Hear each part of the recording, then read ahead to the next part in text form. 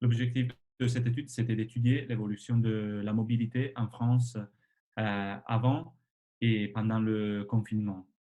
Pour faire ça, avec un partenariat avec Orange, on a utilisé des données d'usage des téléphones mobiles. On n'a pas utilisé les trajectoires individuelles des personnes, mais tous les flux étaient anonymisés.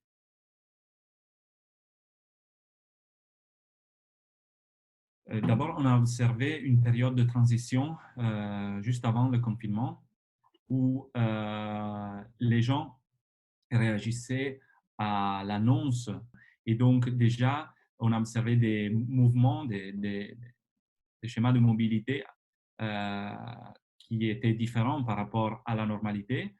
Pendant le confinement, on a observé une réduction globale de la mobilité en France du 65%. On a observé que tous les voyages au-dessus de 100 km avaient une réduction moyenne de 85%.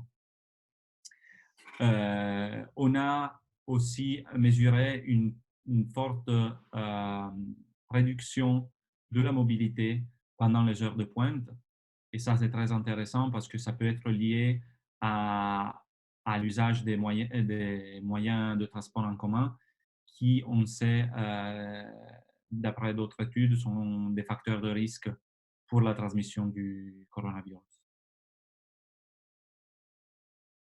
On a observé des niveaux de réduction de la mobilité différents dans les différentes régions de la France métropolitaine.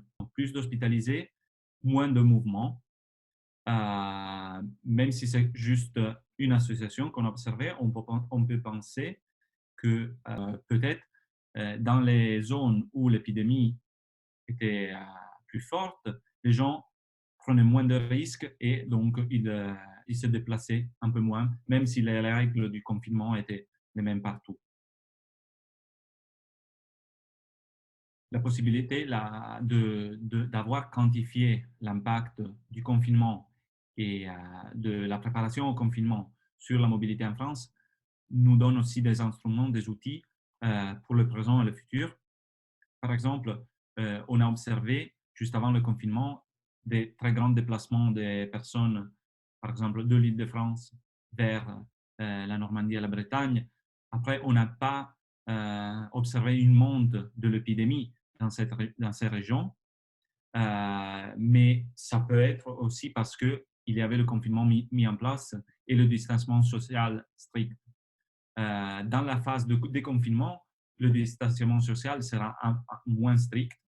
Et donc, il faut bien retenir que ce n'est pas que la mise en place d'une règle qui change la mobilité, mais c'est aussi le changement de comportement qui précède la mise en place de la règle qu'il faut tenir en compte parce qu'on a montré qu'il y a un impact très fort sur la mobilité et indirectement, ça peut avoir un impact fort sur la diffusion géographique de l'épidémie.